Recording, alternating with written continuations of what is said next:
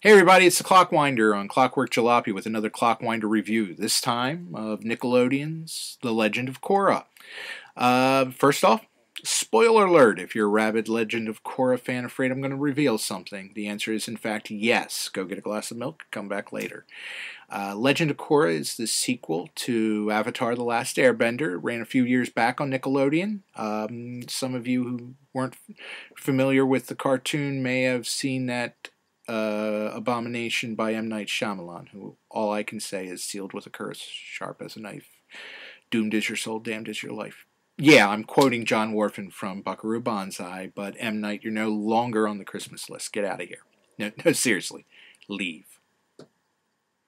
Anyway, Legend of Korra. It's set in advance of Avatar The Last Airbender. We learn in the beginning that it appears as though Katara is the only of the original characters still alive. Her and Aang were married at one point and had a son named Tenzin. Mazel tov, Aang!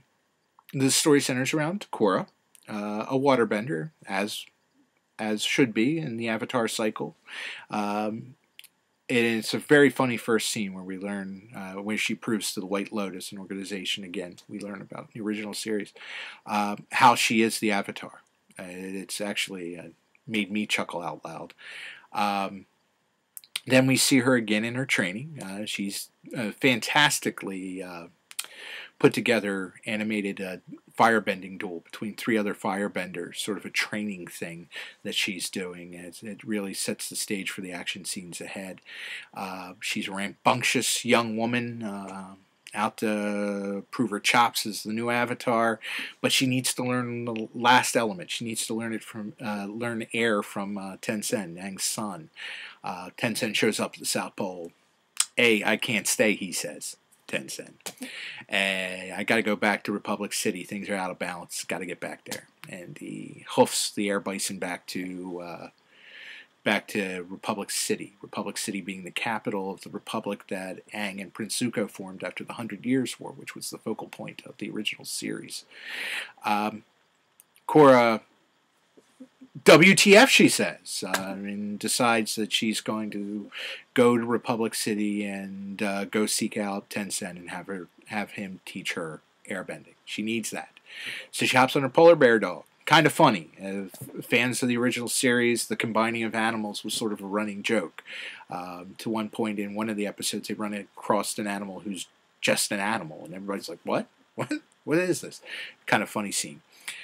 She gets to Republic City when Republic City's kind of cool. It's sort of a 1930s Shanghai kind of feel. Automobiles, we see the airships like from the original series, a lot smaller, a lot more of them. She, Rube in the big city. She goes floundering around in there, and through her floundering around, we learn of two organizations that could be points of contention throughout the rest of the series. We learn of the Underworld, and then we learn of the Equalists. The Equalists are a group that believe in equal rights for non-benders and benders. That's all right, my book, but in the end of the episode, we learn there could be some sinister underpinnings to that organization.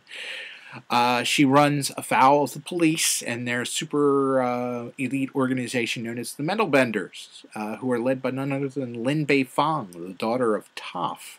Kind of sad moment for me knowing that I wasn't going to see Toph again, Toph being one of my favorite characters of the original gang. But she runs into Lin Beifong, and Tenzin reluctantly agrees, yep, I got to teach you. I got to teach you airbending. And in hopes that the new Avatar can help bring balance to his father's legacy, Republic City. The episode was really strong, great animation style. For those of you, again, who haven't watched the original series, it was kid-friendly while being adult entertaining. I can't recommend it enough. In fact, one episode, Tales of Ba Sing Se. If you can just get Tales of Ba Sing Se, Uncle Iroh's tale.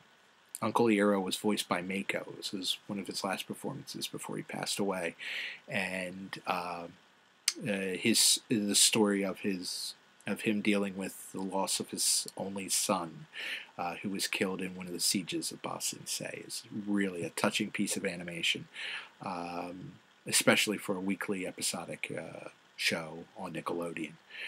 Again, very entertaining. Legend of Korra looks like it's going to be every bit as good a show as Avatar: The Last Airbender. I give it 4 out of 5 only because I want to give it that room to improve. 4 out of 5 cogs.